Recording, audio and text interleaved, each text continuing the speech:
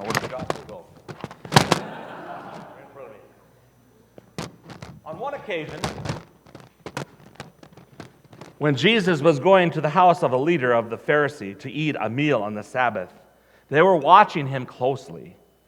When he noticed how the guests chose the places of honor, he told them a parable. When you are invited by someone to a wedding banquet, do not sit down at the place of honor in case someone more distinguished than you has been invited by your host, and the host who invited you both will come and say to you, "Give this person your place," and then in disgrace you will start to take the lowest place. But when you are invited, go and sit down at the lowest place, so that when your host comes, he might say to you, "Friend, move up higher." Then you will be honored at the presence of all who sit at the table with you. For all who exalt themselves will be humbled, and those who humble themselves will be exalted. He also said to the one who had invited him, "When you give a luncheon or a dinner, do not invite your friends or your brothers and sisters or relatives or rich neighbors, in case they might invite you in return and that you would be repaid. But when you give a banquet, invite the poor, the crippled, the lame, and the blind, and you will be blessed because they cannot repay you, for you will be repaid at the resurrection of the righteous." The gospel of the Lord. Praise to you, O Christ. Please be seated.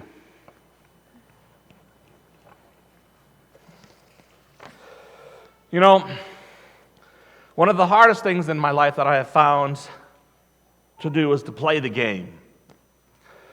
You know what I mean? My kids are just finding out at the ages of 30 and 34 the rules of the game called adulting. Being an adult, they aren't always happy about how we need to, quote-unquote, play the game in order to succeed in life. You know what I'm talking about by playing the game. We all have to do that.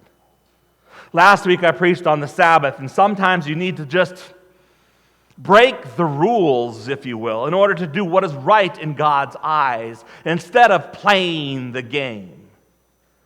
Well, on the other hand, in this text, where Jesus is talking about playing the game and how the rules might just get you somewhere in life. Confusing? Yes. That's what this whole gospel thing is, very confusing. Say one thing, one week, another thing, another week. But it's not one or the other, it's both and. Which game am I talking about? Well, you know I'm talking about the game of life. We know the game well. And the game could also be called, say, success. In order to be successful today, we need to play the game. Some might call it a game of prestige or honor or even a position in life. Whatever you want to call it, it's still a game. And the game starts early in life. Even my grandson, Grayson, learned how to play the game early. In order to get what he wanted or still wants, all he has to do is to wait until Papa Tony comes around. Now, he's almost 15 years old, and he's getting real good at playing this game. I played the game pretty early in life, that is until I hit college. Then an attitude kicked in. And it happened, I remember this distinctively, it happened when I refused to write my term papers on my papers for this class, in my English literature class, just the way that the professor wanted to hear them. He knew what he wanted to hear when I wrote them, and that's what he wanted. He expected it. He gave me D's in that class, while the professor in the semester before gave me straight A's for the same writing style and format. However, this particular pastor or professor didn't write what I didn't write exactly what and how that specific professor wanted me to. He wanted to hear exactly what he expected to hear. So I copped an attitude, and I literally dropped out of college that first time, because of the hypocrisy of college was too tough for me. I refused to play the game of college or of life. As I have gotten older, I found that playing the game is a fact of life.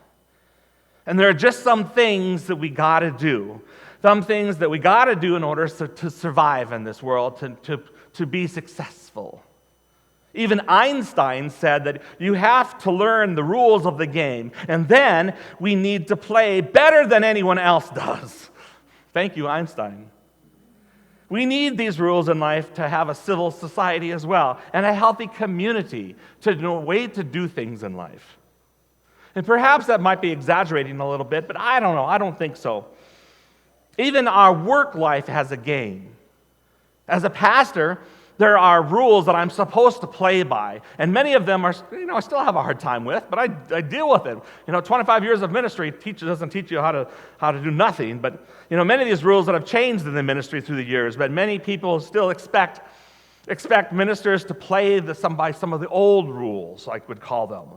But our world is constantly changing by the game, is in constant flux. Like it used to be that the pastor's supposed to show up at your house to visit, sometimes uninvited even. Nowadays, you do that, they're not going to let you in the door. But as I get older, I am also learning a little bit more about humility. Humility is a word that is synonymous with being humble. Humility is not weakness. It is the epitome of strength. Humility moves a person away from human personal weakness and limitation into a divine expression of strength and expansion. I describe being humble to my kids as being the one who takes the upper road and the one who is willing to take the fall for the greater good. Being humble is not expecting more of what is being offered. When one fails or falls off the humble wagon, one finds what it means to be humiliated. I think we've all been there before too. Humiliation is when you are put down or feel hurt because you deem or you've been put down because of a violation in playing the game. It usually occurs when one has been selfish or has been demanding of others. In many ways, playing the game of life, Jesus directs us living a life of humility to protect us from humiliation. Nobody likes to be humiliated. When I look at this week's gospel text, it's hard to believe that Jesus isn't in some sense telling us how to play this game. I think he is. Jesus, at another dinner party, he says other things. But this one, he's talking about humility, places of position. It kind of seems that Jesus is always at some sort of dinner party in this part of the gospel. It's just he's going from one party to the next. He's being invited to people's things because they're testing him. And here we have another example where Jesus is thrown in by a leader of the Pharisees. One of the Pharisees are testing him. And one who would be the highest of the elites and of the religious establishment, someone who has a hard time offering humility. At least that's what the scholars say for us right now. So let's get ready. He says, bring out your best behavior and your elite manners. And now when Jesus is at this party, he notices a way in which how people are rushing in and taking the best seats at the places of greatest honor around the table. Really, they were trying to break the rules and take the places of honor before it was given to them. And we all like to do that. When we go to places where we know there's a lot more people than there are seats, we want to get the best seats we possibly can. So let's just take a minute to envision this table, which guests or Pharisees were sitting around. In Jesus' day, in Palestine, the tables where a feast were very low to the ground with solid blocks and a shape of a U. So it's kind of like a U with straight corners. And all the guests would recline on low couches around the table. And at the bend of the U would be the host. In this case, the highest place of priority, and that would be the Pharisee, the highest Pharisee. The place of greatest honor would be immediately to the host's right. So on the right side of the host would be the next highest place of humility, not humility, but of honor. And the next place of honor would be to the person's left. and then so on. The next would be to the right, left, and right, until we reach the places of least honor on the ends or on the back. The spaces for the nobodies, and the outermost seats at the end of the table at the U at the end. So here we are at this big dinner party, and apparently the people who are eager to get a better seat, and they would typically be those of less status and more common people who were absolutely thrilled about being invited in the first place. They would arrive the earliest, so trying to judge where it would be safe to sit. And to maybe avoid humiliation, they may not grab the very best seat, but they're going to grab something closer to the front. So maybe they wouldn't be asked to move down. Maybe they'd be asked to move up. Who knows? On the other hand, the VIPs, the very important people, would arrive as late as they possibly could or even would. And, it didn't matter what time they came because they came fashionably late, making a less grand entrance and confident that their host would boot anyone out of their seat that would be so foolish to take those seats of honor that were rightfully theirs. Isn't it ironic that those who are rather self-absorbed are the ones who are the VIPs? And then add insult to the injury, those who were being humiliated, there was a difference between the quality of the food in those royal seats in comparison to the lesser seats as well. Getting the royal seats meant to get the gourmet, the hot food, the food that was the best. And it was received more than the simple foods that the people at the end would get. There are similar arrangements in today's world that are still in play in many part of the cultures around the world. We play this game at weddings and at special events where we place people in places of honor. But sometimes it even occurs at regular luncheons, like lunch at certain churches. In fact, I have been invited to eat lunch at churches that are from other cultures many a times, such as the Samoan church. I was invited to be present for a reception at the Seventh-day Adventist Samoan congregation one year. And that was something that they often invited me because I was a guest pastor, and so I was invited to come. And when I arrived at those meals, I'm a good Lutheran. I didn't wait to be late, but I got in about 5 minutes to. And I would always seat myself among the people, among the congregation. And every time I did that, I was asked to move to their head table in the front of the room where their pastor and the lead elders were sitting to be honored. And the lay people, they used paper plates and paper cups and paper silverware. And the head table got glassware. The glass, the nice silverware. And the ordinary people got lunch like pizza and salads and a sandwich. While the head table was served a very special, traditional Samoan meal that took hours ahead of time to prepare. It's quite the experience, and this was done every week for their tradition. And there was no time was there ever to be a lay person to sit at the head table. Anyways, I always tried to seat myself among the ordinary first, knowing that I'd probably move to the head table, but I never assumed that. So Jesus is at this dinner party, and they're standing, we're all watching all of this play out. He's obviously disturbed about what he sees, and he offers some advice to the guests in the form of a parable that is actually adopted from the Hebrew Scriptures found in Proverbs. Jesus is speaking here about being put in the lower places of position of a noble. And when Jesus is concerned about, there's the humiliation is the biggest thing he's worried about. He watches the people set themselves up for the risk of humiliation, knowing that people don't like to be hurt. And I think his heart goes out to them. He has compassion for them. So apparently, Jesus offers advice on how to play the game, right? This is how it feels at first glance when you read it. The way to get places of honor is to humble yourself. And the way to be invited to the better seat is to take the worst seats first. But Jesus doesn't stop there, nor does he see how the game rules are being fixed. His next words are directed to the host of this exquisite meal. He says, when you host a meal, Do not invite only those of your friends and your family and the rich people so they can repay you and invite them over to your house someday or to their house sometime, but to instead invite the poor, and you will be blessed because they can't repay you, and you will be repaid at the resurrection. Through these words, I think Jesus isn't just advertising the game. He is pushing the game a little bit further.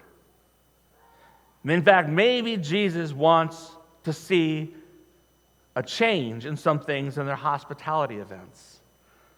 First, he gently reapproaches the host for playing the game, that field in the first place, and calls them out on the hidden agenda that they might have to be the center of attention at their own dinners, and then at the others in which he is to be invited to have places of humiliation.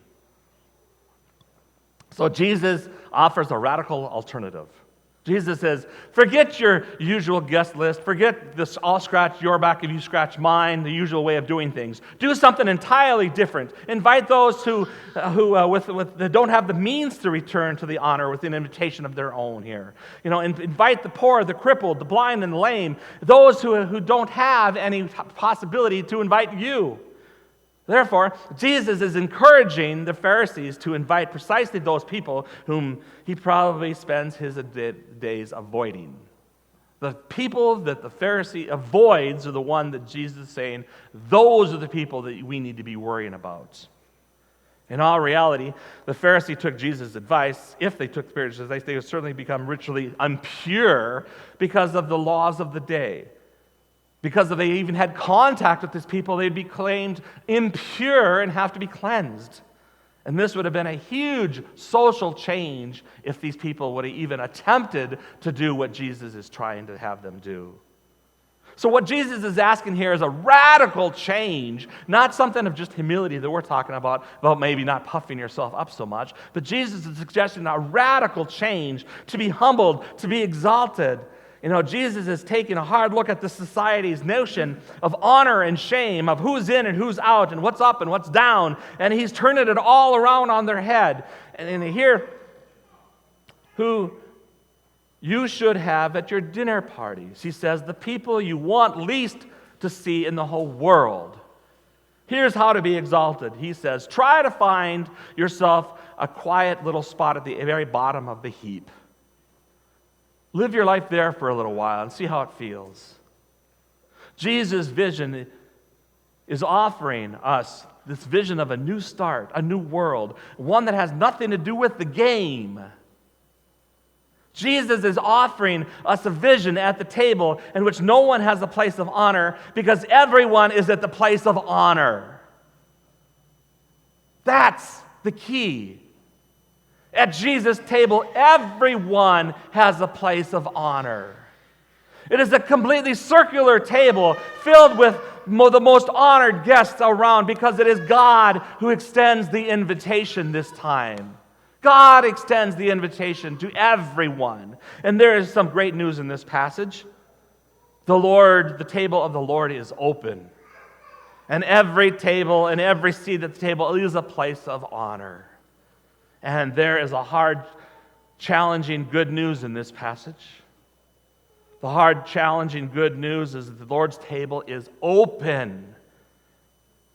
And every seat at the table is a place of honor. Do I need to say that again?